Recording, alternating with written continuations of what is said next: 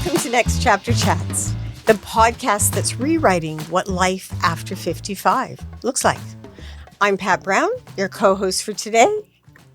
And I'm Penelope Matheson, your other co-host. Today we're confronting something that too many women have experienced, invisible women syndrome. That feeling when society stops noticing you, no matter your accomplishments. This phenomenon typically coincides around the age that most women experience menopause, 40s and 50s. But invisibility isn't inevitable. And our guests today prove that. Our first guest is Jill Farren, a certified master empowerment coach and life coach, who transformed her own personal challenges into a mission to help women reclaim their visibility, vitality, and voice. And our second guest is Vivian Shapiro, a retired principal, education director of the Future Aces Foundation, best-selling author, and vava to 13 grandchildren at 80 in, 3 months? Yeah. She's still writing, singing, dancing, and living vibrantly. Together, they remind us that adversity can fuel purpose and that it's never too late to rewrite your story. Welcome, ladies. Oh, what a beautiful Thank you. acknowledgement there. Yeah, we're happy to be here. Fantastic. Jill, I'm going to start with your story. Right. Okay. One of the truths I've learned about life is shit happens. Oh, yeah, it does. Yeah. How we handle it makes a difference. So I became an instant fan when you told me about your story, so I want you to tell everybody else. Yeah. And it's funny too, because anytime we go through adversity or challenge, it's something a lot of the time that we don't anticipate, because we can plan our life accordingly. But when things happen, that's where we really have to, like I said before, we're kind of at a fork in the road, and we have to decide.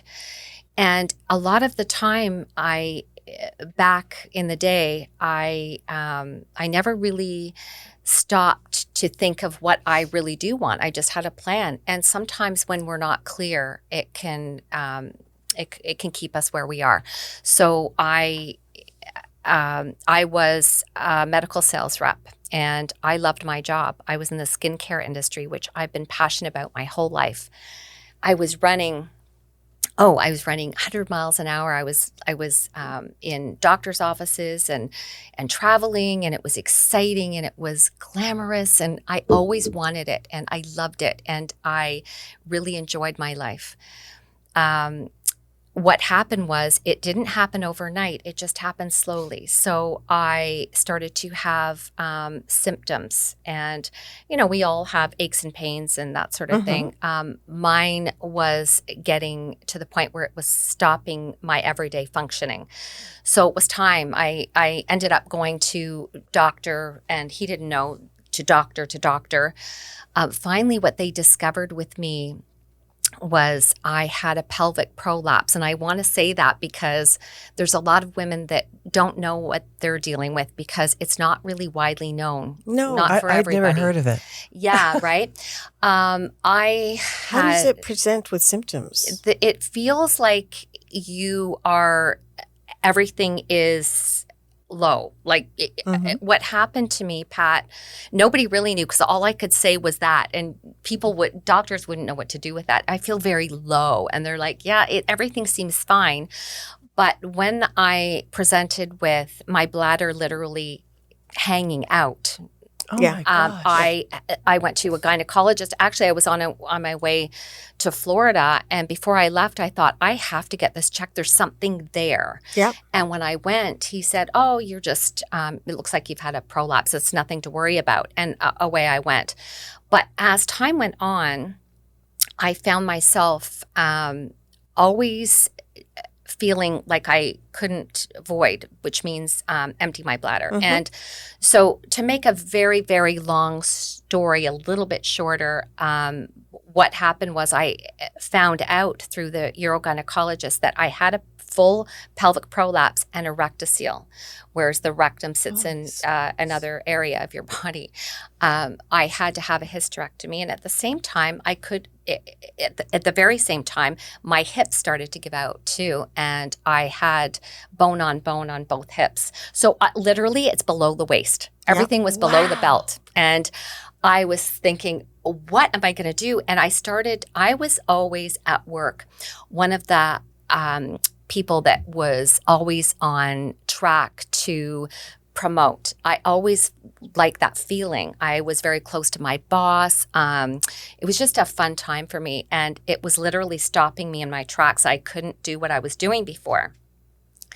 So when I heard that I needed surgery, the first thing had to be the prolapse. Thank you, Pat, because it was stopping me from really functioning, from emptying my bladder, and I always had UTIs, all of the things. So I was missing work, and it was starting to really, change my life. And so I had that done and a repair on my rectocele.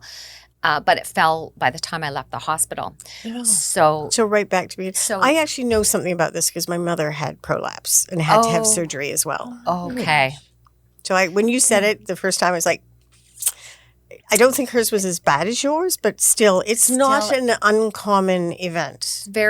It's not uncommon, and it's not really widely spoken about. It's not understood.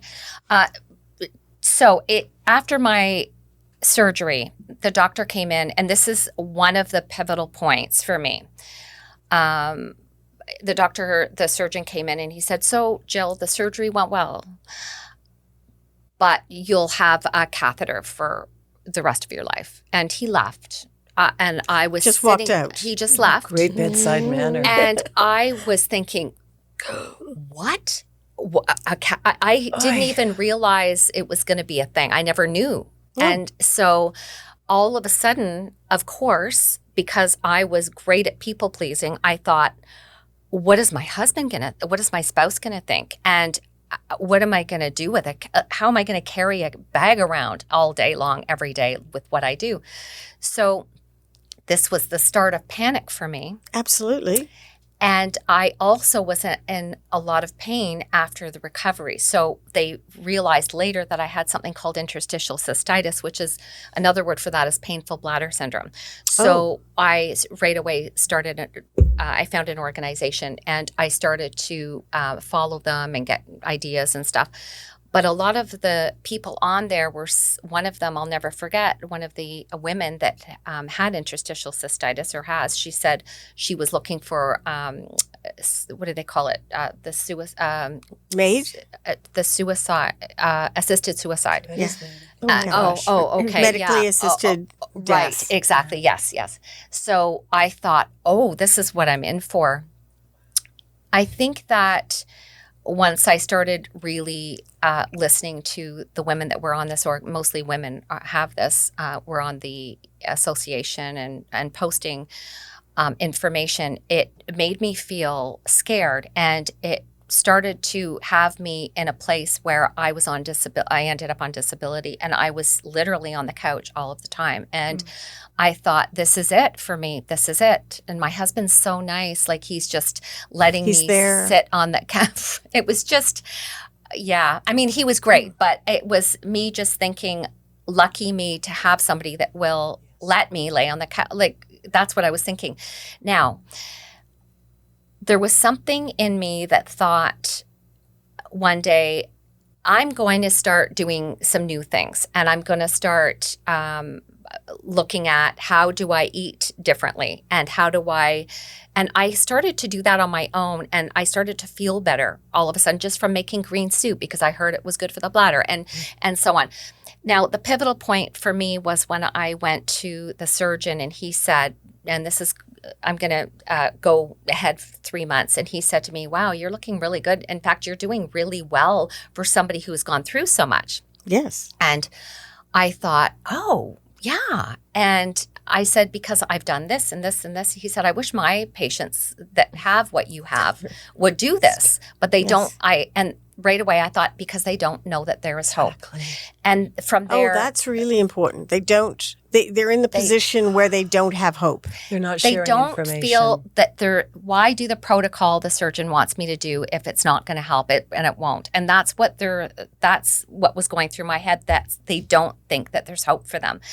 And so right away I decided I'm going to take a coach for myself, and I'm going to take the certification because I like to learn and have all the tools for myself. Yes. I started that certification. I finished it and thought, just from what the surgeon said, it gave me something to hold on to. I've done this well, he said. And that prompted me to go back and get my master's and certified for coaching, so that I could grab these people that have these issues and help them. And that's what I did. So it led me to doing the things, because I got very clear on what I wanted for myself. And it led me to do the things required to be able to feel better, to help people. And that helped me lose weight. I lost 50 pounds because it helped me. 50. Oh.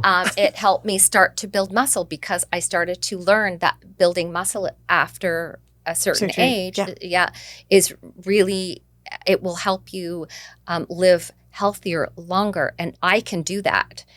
So one thing led to another. I ended up leaving the company I worked for. They were wonderful, and I started my practice because I think I told you, when I started coaching, I literally grabbed anybody with a pulse and I said, I can help you. And I can help you. Good for you. I started to do a lot of mind work, and really that's what it's all about. Yeah, it's really changing that switch inside to, I can have some control. Taking back control. Taking back, but I can have control, because if you're at that point where mobility has gone from, when you said the first thing you thought about was your husband, I would flip that commentary and said the first thing I would think about is, will my relationship survive? Mm-hmm. Yeah, that's right. And what's it going to look like? Exactly. Because I'm not the same. Physically, I'm not the same. Exactly. And when you feel like you're at the mercy of your circumstances and situations, I think that the fear is guiding you. Mm-hmm. And as soon as I don't think it's guiding, it's taking control.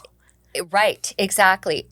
Yeah. But when you take back control and get clear, fear is no longer there at all. Yeah. And you can start really guiding yourself, knowing that really it's limitless what we can accomplish, what we can do, and our capabilities are, we don't know. We don't. So we're going to go into this much deeper. Okay, yes. Wow. Oh my gosh. That is fascinating. Well, you look incredible. Yeah. Thank you for sharing that story, because it's so deeply personal. Mm-hmm. And I just want to add one more comment, and that is, it is so shocking to me the amount of research funding that is not apportioned to mature women's health. And that's a whole other episode, but it really plays to your story. Imagine if we had. And Vivian Shapiro. Hello. Hello, love. So Vivian, like Pat, when I was fortunately introduced to you, read your story and I went, oh my gosh. And then the layers, and your book, Go Vibrant. Please share us your story. And when you do that, I want all those young women out there, because I also saw the comment, I want to be like you when I grow up, which I used to take offensively. And now I welcome it. So that's, as of 60, now 71, as of 60, that sort of started saying, yes, you're proud of your accomplishments. So I want to be like you when I grow up, if I ever do. Yeah, if we ever do, right. Well, first of all, thank you, Penelope and Pat. Just so delighted to be on the show with you. I've listened to a number of your podcasts since I was just introduced to it. And, you bring a wealth of information to women who are 50 and over, and I thank you for that. So thank you. And Jill, even though I've known you for so long, I didn't know half your story. So I am wowed with what you've accomplished. So where do I start? A lot of years of experience. Okay, my story. I guess my story is one of just always moving forward and always creating an air of positivity and just not letting things get in my way. That's not to say that I didn't get in a funk and sometimes get really depressed about the way things are going for me or for women at my age doing what I was doing. But I don't know what it was in me a long, long time ago, but even since I was a kid, I always seemed to have a vision of doing something different than who I was. So even just to give you one little story that happens to be in my book. So when I was born in Portugal, Lisbon, Portugal, where I'm going tomorrow. Cool. And, and only was there for 2 years of my life, but my parents met there, and that's another story we'll go into another time. And when I came to Toronto, I lived with my grandmother, who I thought was a witch. So we'll go there first. 2 years old, my father brought the dog with him overseas to live here in the new country. And so we're immigrants from Portugal, but really originally from Germany. Okay. So German escapees into Portugal, etc. And when I came here, I don't have any recollection of being 2. But I have recollection of the next 2 years, sort of 3 and 4. And it was very hard for me because at that time, Toronto was not a wonderful array of multiculturalism, not at least where I was. We lived on Hazelton Lane with my grandmother on the 3rd floor, and I slept in a room with my dog named Nero. And he had to be like isolated into a place that my grandmother allowed. So it was already, I was like an isolated little kid. Went to the school nearby and basically could not speak English yet, just starting to. And so even my teachers were impatient with me. I remember that, thinking that I should be speaking fluent. See, I was a mix between knowing German and Portuguese at 2 and 3 and 4 when you're getting those first words. So my growing up was scattered. My parents both had to work. My grandmother looked after me. She had her own, now I understand, she was a Holocaust survivor, went through a lot of pain. At the time, she was a very, very unhappy woman who had been very wealthy in Germany, and now she was in a 3-story house looking after all the residents that were renting. So she was not a happy woman, plus now having her family live with her. So that was the start. But interestingly enough, at the very beginning, when you start playing school with people, I was always the principal. I made myself the principal. I love how you go for the top. I wasn't the student or the teacher. I didn't even really know what a principal was. I just knew that they were bigger and better than the teacher, supposedly. Okay. I found out later that no, the most important person in the education system is the admin assistant, formerly called secretary, and next to that, the teachers, and then the principal just, made the vision for them. But so even then, discovering when I started going into my roots, it's just I had this vision for just being, there were no women principals when I was making myself principal. So that was the first part.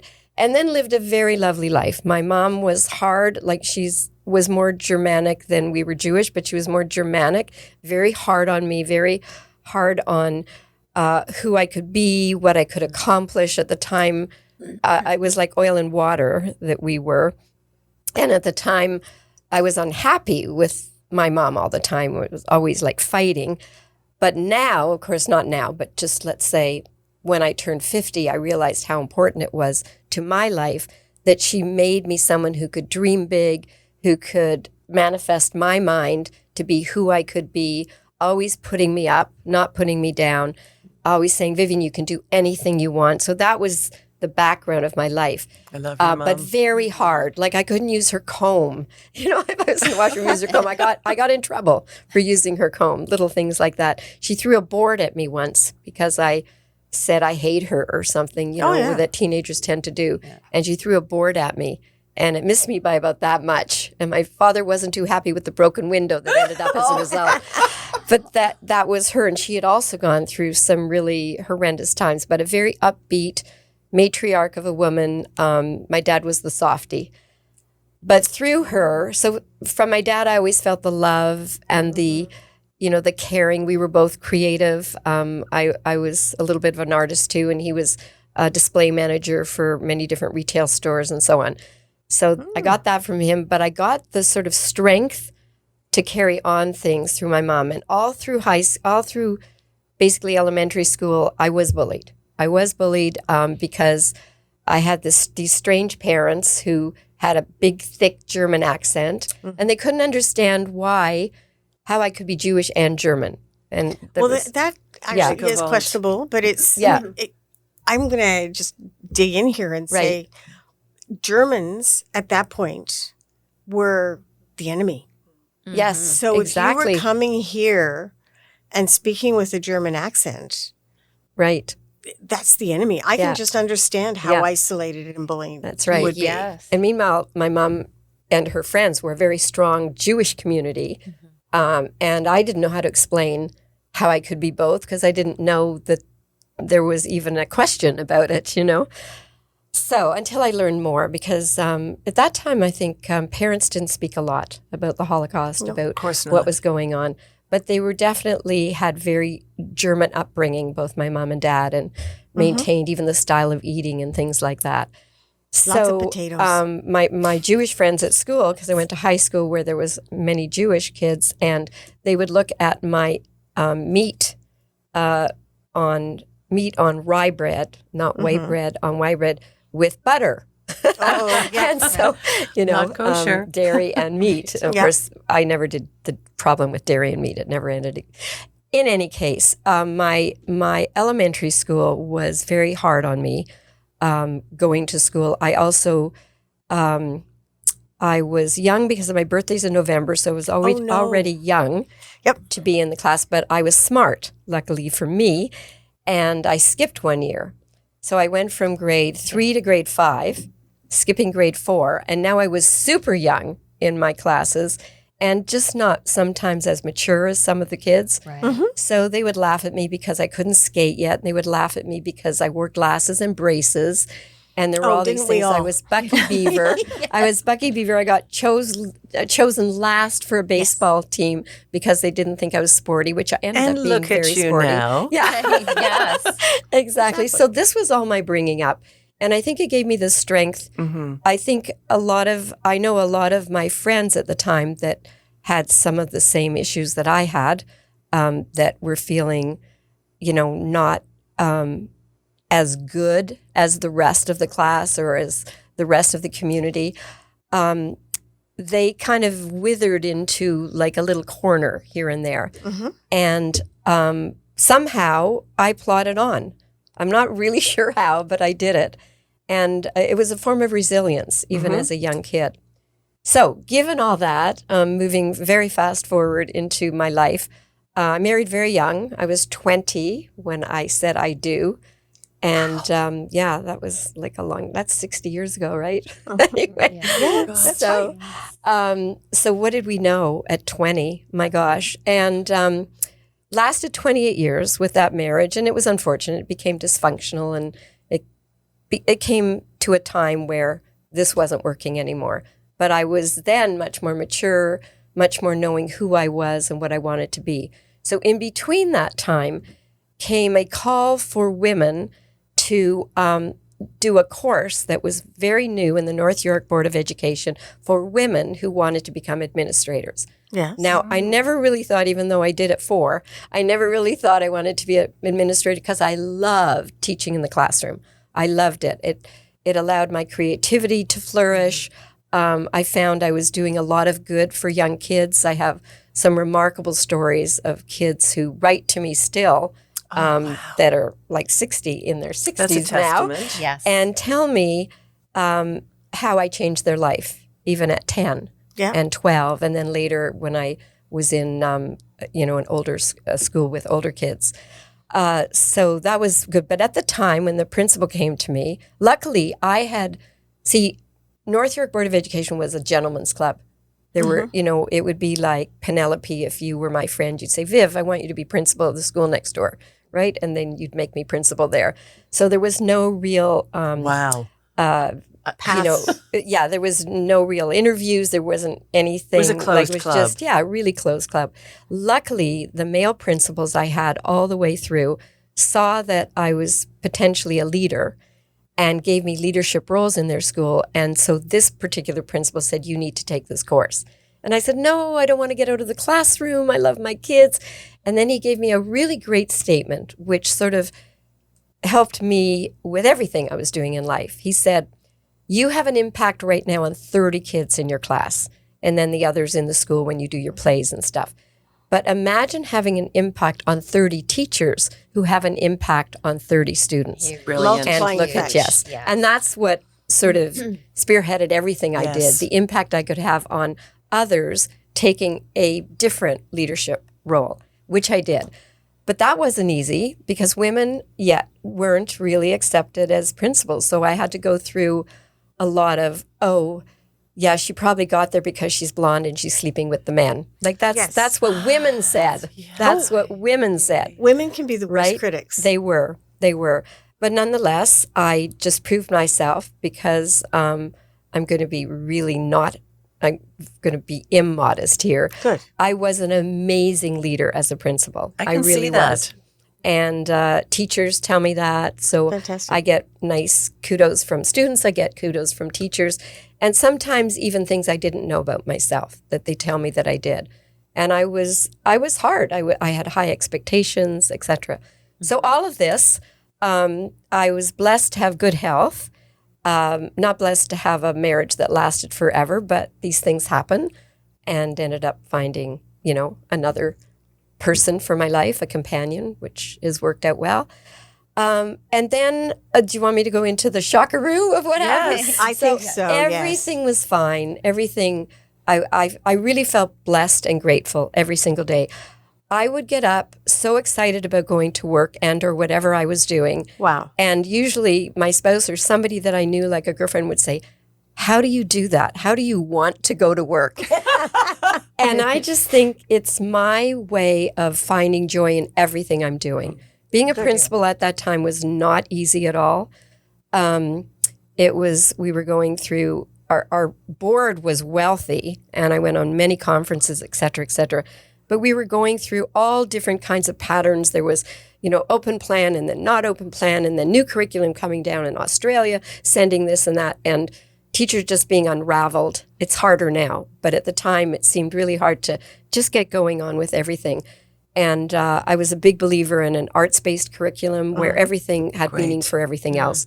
So I loved going to work. I loved the teachers that I worked with, and anyone who I felt wasn't meeting the expectations, I was very blunt with. I would talk and I'd say, okay, we need to talk if you want to stay at the school. Didn't say it in those words, but anyway, so what am I getting at?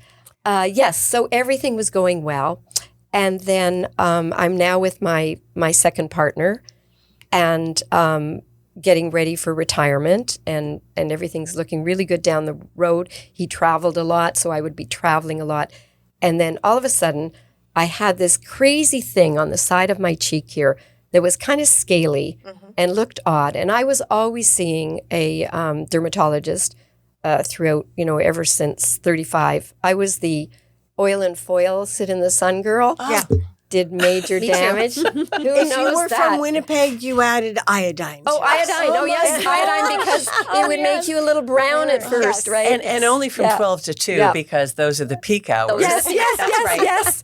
And my first husband is very dark-skinned, and we would come back from a holiday and they would say, wow, look at you, Joel. You look amazing. Why didn't you take your wife? A white person beside him with freckles. So I went out to tell the world that I could also look brown after I burnt to a crisp. Yes. Bad news for those of you listening out there.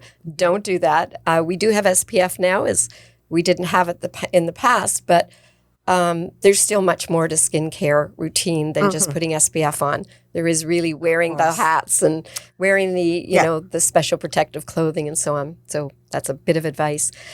But yes, so my regular dermatologist, I said, I'm not happy about this. And this is a little lesson in being an advocate for yourself, especially as you grow older and you notice things that are going on with you. So I had this little thing, and he said, oh, it's just a cyst. But if you really want it removed, I'm going to suggest that you go down to the Dr. Samuel, who is also what is it? They do the Botox and all that. What's it called? Oh, a plastic surgeon? Plastic surgeon, yes. Oh, yeah. He'll do a better job for you, and he'll take that little cyst, and it'll cost you some money. So meanwhile, long story short, I did it. I went to him. I got a very, very quick surgery because an opening came up like 2 days later. And I said to my partner, I said, we're going to the cottage, but first we're stopping at Humber to get this thing removed. And got it removed and thought, okay, that's fine. Had a little tiny plastic thing here. Everything was fine before I had basal cell skins thingies removed. So I knew all about that. So then I get a call, and it's in the middle of our Jewish holidays, and this doctor is Jewish too, and I get a call right in the middle of Rosh Hashanah. And I said, why is he calling? Like, he left a message, said, make an appointment to see me in the office. And I thought, uh-oh. So he told me it was melanoma stage 4. Oh, my gosh. And both he and the former dermatologist I was with had missed that completely because he thought for sure it was a cyst. And he said, you surprised me. You surprised me. So, you know what? In those days, we didn't do a lot of Google searching. I didn't go into melanoma stage 4 and read all about it, thank goodness. Yes. Because I just said, okay, we're going to deal with it. It's fine. It's on the face. I'm going to have a little scar. But it was much more than that, it turned out. So because we can't see what's underneath. Right. So 5 surgeries later, because now they have the Mohs method. They do it all at once. But in those days, they would remove as little as they could. And it was sort of like in an oval shape like this. They removed like a whole piece of your skin and then stitched it up. And so my first thought when I first saw what the surgery was, because he had Band-Aids and then I had to get them removed and get it cleaned and put, and then he wanted air to go on. And when I looked at myself, it was like, honestly, like really scary, really scary. It was a huge red scar. And he basically said, don't worry, it'll heal. And then a week later, he said, we have to do it again. And then a week after that, he said, we have to do it again. Because they didn't get it all? Right. So they have to have the margins clear by a certain millimeter. Yes, right. And they just keep digging and digging. And they don't dig, well, in those days, they didn't dig the whole portion right away because they didn't necessarily need to. But each time he dug, there was more, the margins weren't clear. Until finally the 4th time, he said, okay, we're pretty clear. Like, it looks like this is good. We're done here, but I'm sending you to Princess Margaret because I have a doctor there that's going to look at you and just make sure. And she pronounced me with a 5th surgery. And this time I was completely under, and they did lymph nodes and they did everything. So by now I had quite the scar. Full third of your face. Quite the scar. And this, like you, Jill, with your mindset and how you just moved forward with what your health issue was, I said, okay, number 1, this isn't going to define me. Yes. Down the road, if I need plastic surgery, I'm going to do it. But I wasn't for that. Like, I didn't want to do that. And it was clear that this side of my cheek was a lot tighter than this side. Like, it looked funny because it looked like I had a flatter cheek here, but with a big scar and a lot of like stretchy marks from the sewing. But you know what? I continued. Like, I had a conference with 200 kids at Horseshoe Valley, and I went with no Band-Aid on. Wow. And the kids would say to me, what did you do, Mrs. Shapiro? And I said, oh, I fell skateboarding. I couldn't manage the skateboard. Because you're so cool. And they thought I was a big hero. Yes. Right? I said that There a are lot. cool injuries and there's not cool injuries. Right. Falling off a Anyway, what was skateboard? miraculous is that within not even a month, my skin just healed beautifully. And now you're seeing, an almost like in 3-month, 80-year-old face. But in those days, it just like you almost couldn't see the scar. And when I went to the doctor to do the final checkup, the doctor said, can I have you speak to some patients? Because I have never seen anybody heal so quickly, this close to your surgery. Like, I really haven't. And he said, what have you done? So other than putting an oil, like a certain oil that I had, a vitamin E oil, other than that, it was my mindset. Yes. It was like this, 100%. you know, and when I was speaking to people, I didn't feel that I looked that way. And that's, I think, the concern that I have about women who have scarring or have a poor hand that isn't working or have, you know, a leg that they have to limp, is they concentrate on it and they think everybody's seeing it. And instead, I spoke to people like I was just normal and beautiful and, you know, just you're going to see the beautiful part of me. You're not going to look at the scar and think, oh my gosh, her face is disfigured. So that's what I did. And I told him that. And he said, would you speak to a couple patients? And he set me up with two people that were almost suicidal because their face was such a mess and they felt they couldn't go on with life. It's, you know, it is especially hard. That story, I mean, both these stories are something else, but that story resonates deeply because as much as we would like to say, oh, it's all about the mind and it's all about the spirit, as women, we are judged. Yes, Very much on how we present, how we look. Yeah. So to come out and say, I maintained a positive attitude when this is happening, that's pretty hard. Yeah. So your stories prove, I think this is really important, your stories prove that the hard chapters can actually be the doorway to reinvention. Absolutely. Yeah, it's a great way of saying it. I think it is. Yes, that's right. Wow.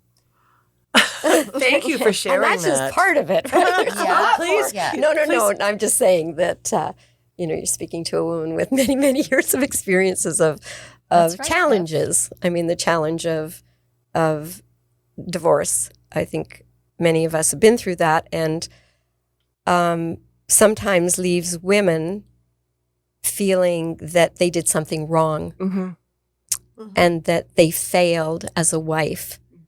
And that's not it at all. It's just some things don't work out. And you know, too, what I've noticed, Viv, with you is that you, even through your trials and tribulations, you manage to find joy in little things. I know that's such a cliche to say that, but it's true though. Yes. You find joy in even the hardest moments, even in the stressful moments. I noticed that with you. Thank you. Yeah. It's beautiful. And it is finding joy. Somebody asked me, I'll tell you a very quick story. I was at the baseball game 2 nights ago and sitting with these gentlemen that we invited them to. When you go to this special seating, you get this like crazy food and restaurant area that you get all their food free. And the seats are long, like they're long tables. And there's 2 of us sitting there, my friend and I. And so, you know, we'll say, are you looking for a seat? Come join us, right? So we had these 2 gentlemen, and there I am in my baseball cap and so on and so forth. And I think they thought I was her mother, Amanda. They thought I was her mother. And we start talking like, what do you do? What do you do? And one gentleman says to me, he's from Trinidad, and he says in this beautiful accent, he says to me, oh my gosh, you have the joy of a 16-year-old. And Amanda said, I should tell you how old she really is. And so she did. And I like saying, no. She said, can you believe she's going to be 80 in a couple of months? And the both of them stood there. They were so cute.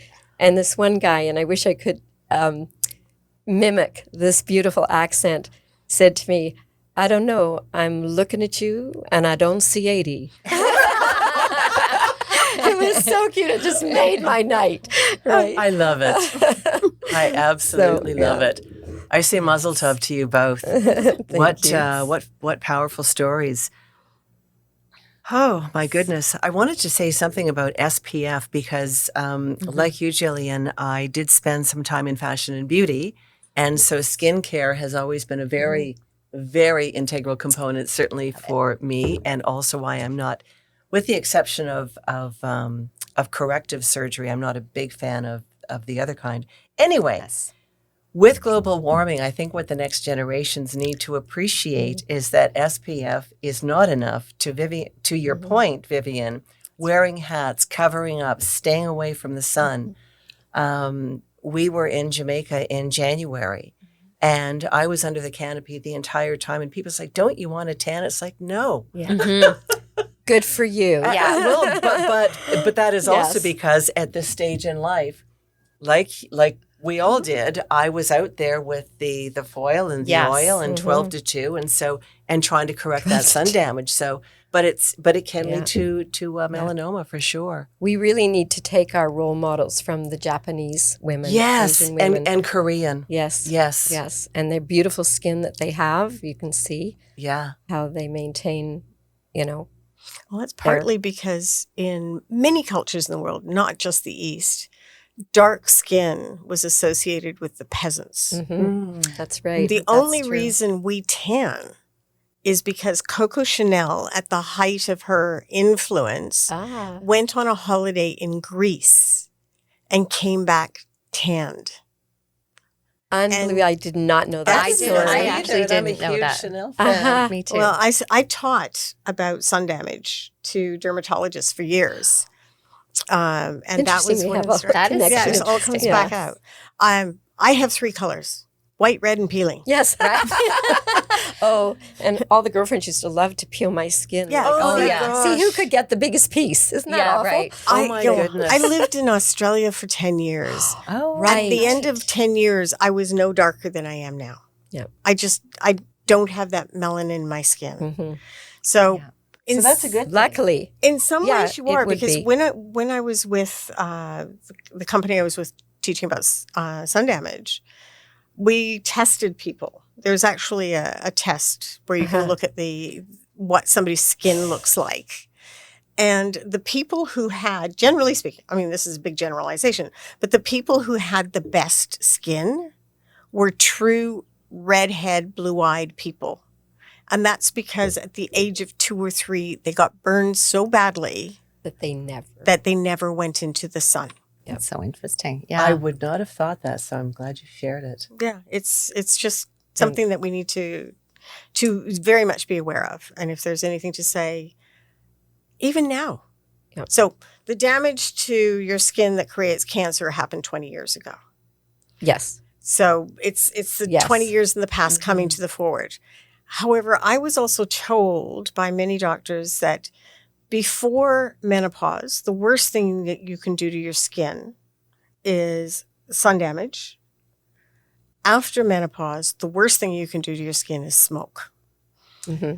So it's Yeah. anyhow that Did we're you ever digressing. smoke? That's not what we're here about I today. never smoked. No, I've never. Oh, well, good. other than It was what I had to do. Other than I did until 40, and I remember because it was when they had started in Toronto, they had started banning smoking in restaurants. Oh no, they had smoking sections. Okay. So which when I think about it, made absolutely no sense. No, it didn't. So Like I'm having having dinner a with someone section who's a of pool. non-smoker. It's like, do you mind if I go over there? Anyway, it was just ridiculous. So I just stopped thinking. I don't think I want to be an outcast. Your stories are so fascinating. What So good. top 3 takeaways would you like to give to our listeners? Oh wow. Let's start with you, Jill. Yeah, I think that if I was to say one of the top things to really pay attention to is to be aware of what the mind chatter is. What are you thinking? Oh, what are you excellent. saying to yourself? I think that Michael Singer wrote about it in his book, Untethered Soul. The time when I read it, I had to reread that paragraph and I'm like, be an observer.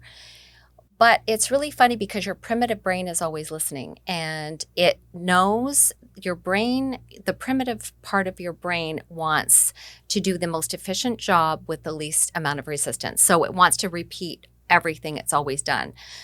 And if people are continuously saying to themselves when they're getting ready, such things like, "Wow, you're so fat," or "God, you're lazy, you didn't do anything yesterday," that's just blatant. But sometimes it's subconsciously you're thinking, why did I say that to her? And you're still asking those questions in your brain. You're challenging yourself. And it's almost, I always like to say to people, be aware of what you're saying. It's dangerous if you're, it's almost like if you're speaking to your little girl or your little boy, and what would that do to their self-esteem and their self-confidence? Well, it's doing exactly that to yourself. And so being aware is really something I often talk to my new clients about, and I always say, what is that self-chatter? What were you just thinking just now? And we have to train ourselves to be that observer of our own brains. The other thing too is that if mindfulness. It really is. And one of the other things too is that when you're talking to yourself, speak only kindly. So if you were if you were my client today, I would say to you, for today, do not say anything derogatory to yourself. Catch yourself before you do it. You're only this.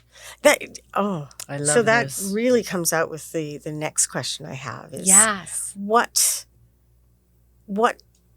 I'm thinking of people who are in the negative side. Yeah.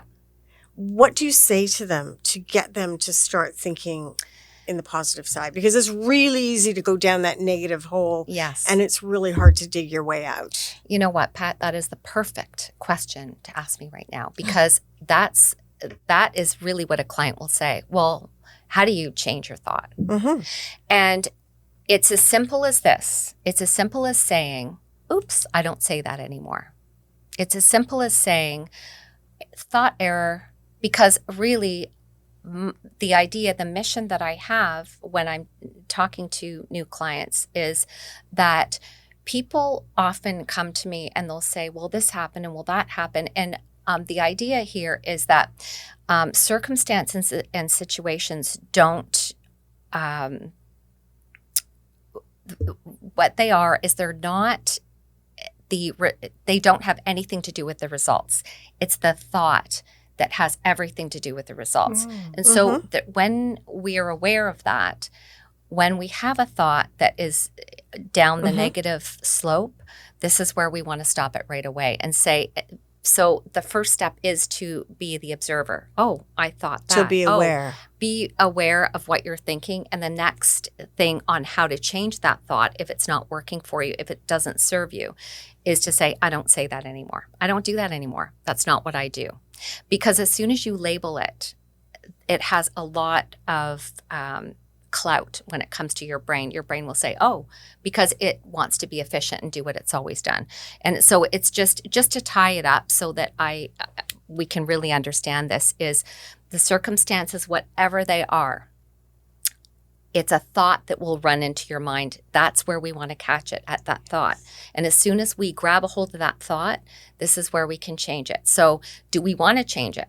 And then we can by saying, oh, I don't do that anymore. Interesting. It actually makes a lot of sense. It does. And I think, not to bash social media because we love it and we rely on it, but I think that social media also is such a powerful influencer that even as I'm very optimistic and positive and forward thinking and deeply spiritual, but I'm also playing those sometimes games constantly. But then social media can just kind of creep in and take some of that away. So I think that's really great advice for all of us. I think so too. Yeah, Penelope. Yes. And the other thing too, if I was to say, one of the things that really stuck with me when I was learning this, and I created a tool for people on my website, just a free resource, because I find this almost magical. Circumstances create a thought, and the thought delivers a feeling. This is automatic what your brain does. And that feeling creates an emotion, and the emotion will get you to do an action or not do an action. And that action drives your results. Exactly. And that's, so I created it's a one-pager, and it says circumstance, thought, feeling, emotion, action, and result.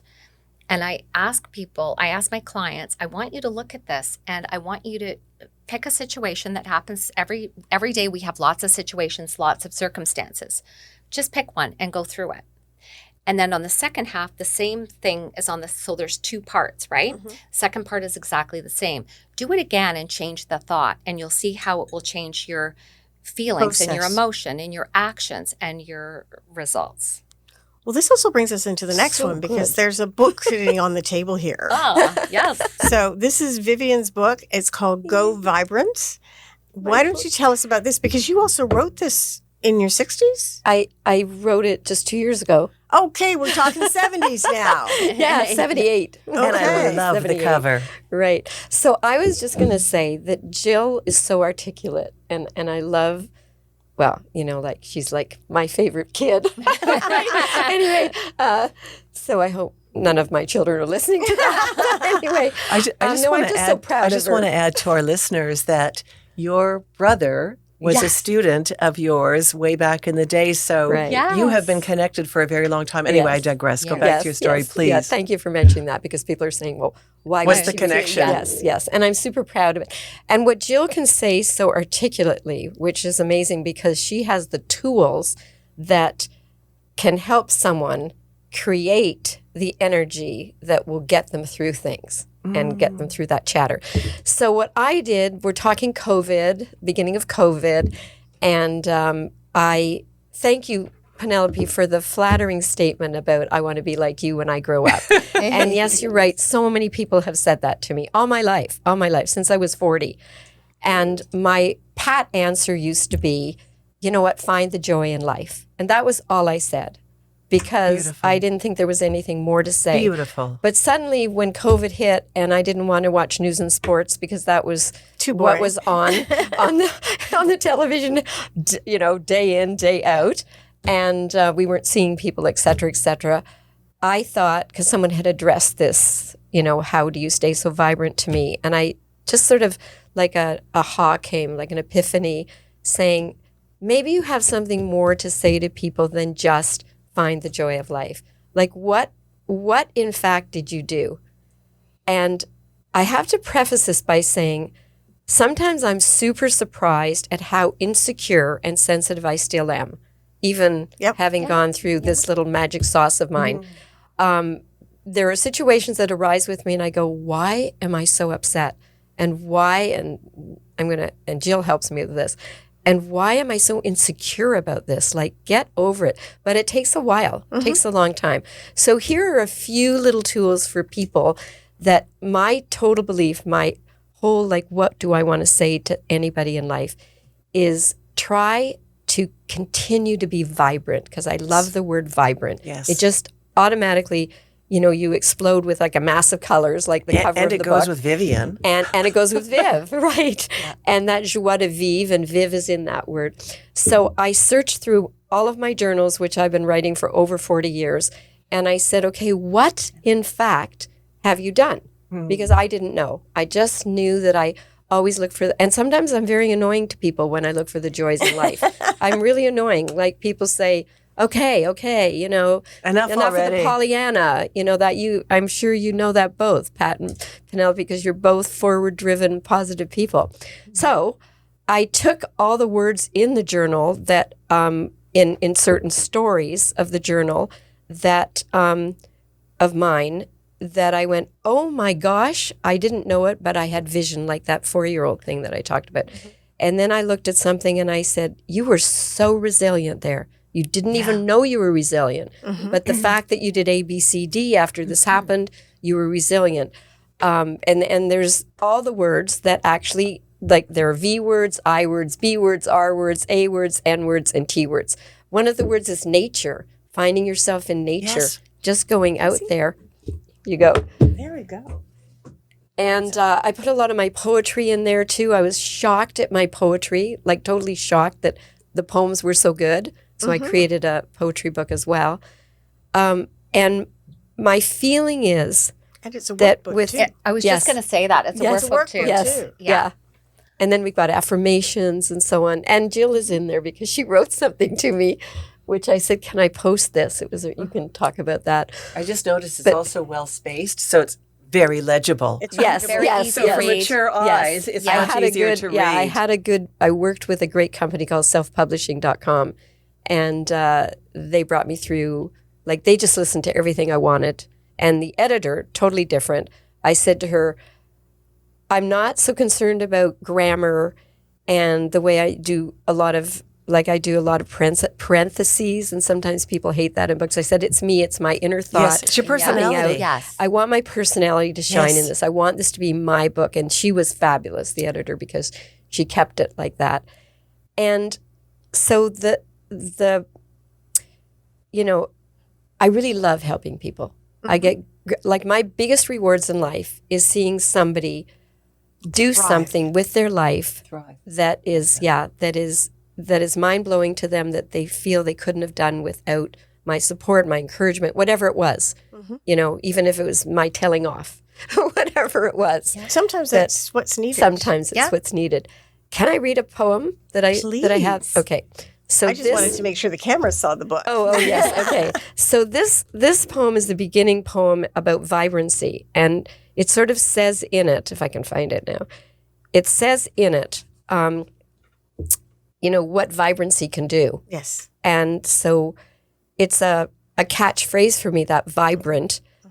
It explores everything in you that maybe you have to push out. You know, like sometimes vibrancy isn't, like, a person might say to me, I can't be like you, I can't be vibrant. And I said, vibrancy has many forms. It's not just like the girl on stage that you see that I am. It's the person who's laid back and thinking, what are they going to do for their next trip? You know, that's vibrant. So this actually is true. I had a vision that vibrance came to me, and this is what she whispered in my ear. And this is true. Okay. Like, I had this vision of something like that coming over to me, like flowing in, and it was vibrance. I am vibrance. Who am I? I am one and I am many, ignited by flames of visions, of visualizations, of verve and vitality, loving to dance and frolic in the colors of life. I breathe in intensity. I breathe out passion. I'm authentically alive. I live with and through both pain and pleasure in the playgrounds of positivity. I sensually seize each day. I will refresh you, help you feel resilient, help you feel alive with love, life, light, and laughter. I offer invitations to all to drink a full glass of my sweet sensation, stir it soulfully, so you may be fulfilled by its magical secrets. And that's what Vibrance said. I love it. Isn't that great? So And that much. propelled me. I got goosebumps. Yeah. I get goosebumps when I read it. Isn't that funny? Yeah. Where can our listeners find your book? On Amazon. Oh, Amazon. perfect. And it's called Go Vibrant. Go Vibrant. And then by Vivian Shapiro. Yeah, notes and anecdotes on loving and living the joie de vivre. Yeah. That poem is lovely. Absolutely. And it just was, sorry. It's deep. It's very, very deep. But it's also, I envision it when I go home in my office on the wall. It's almost a mantra. Oh, I should do that. It's very much a mantra. And Yeah. particularly for people that might be looking for purpose or might be looking to get over a situation, every little tool that we can bring, there isn't one fix, there isn't one pathway, it's multiples. Absolutely. And the effect of all of those together is exceptional. So I love that. So poem. I was Thank you really for proud of sharing it. myself because I actually got focused to do this. Wow. And I mean, you couldn't speak to me once I started writing. This It was is like, amazing. Go. Yeah. I also love that And, you used the word and sensuality. it became a bestseller too for a few weeks. Yeah. Congratulations. Incredible. Thank you for This- letting me share it. Oh, the stories that we've heard today, we could go on for hours, but we do have to bring this to a close. Penelope, you had a lightning round of questions that you were going to ask. So it's really fast answers. I love these. Okay. Yes. One thing to stop doing now. Just one. Okay, I'm going to say stop speaking unkindly to yourself right now, today, right this second. Vivian? And I'm stopping to please everybody because it just can't be done. I used to be a people pleaser, so hallelujah, sister. I'm with you. And one thing to start doing today. So I'm going to say start observing, just as we spoke earlier, start observing what you're thinking, what your thoughts are, and especially when they're directed at yourself. Love it. I have to do that. And my starting point today is because I'm realizing as I talk about myself, and, you know, I don't usually talk about myself, so I'm bringing out all sorts of things to me. I have to be cautious and empathetic to those people who aren't where I'm at and yet are my age or older. Yes. I have to really learn to manage that part and not get maybe frustrated or try Steamroller. to put my, who I am onto them kind of thing. I have to stop doing that. It's a good lesson for me as well. And our third question, one belief to hold on to for this beautiful chapter. One of the things I'm going to say is that I think that we should sometimes challenge our beliefs. And those are old beliefs that we were taught when we were younger, because we can challenge a belief and change the way we think about it. And that can direct us to where we want to go. I say that for women over 50, it's not time to pass the torch. It's time we're just getting started. Right? We're just getting started. And let's not leave untapped potential on the table. And if you don't know what you're capable of, good, keep going. Love this. I love it. Similar to Jill, I have a strong belief that people can work on changing what they want to change. I have that strong belief. But more than that, I believe that, oh my gosh, I had it in my mind and I lost it. That We can make changes. with service, I'm believing greatly in people providing service. Mm-hmm. And within that, finding a service, finding something to volunteer for, finding, Thank you. a love of theirs that they can give back to others, providing help, providing empathy for someone can help them with what they themselves might want to change of themselves, because it's so strong and so rewarding, and it takes you out of you and doing something for somebody else. That is amazing. Yeah. Because that actually leads perfectly into what I'm thinking right now, which is beautiful.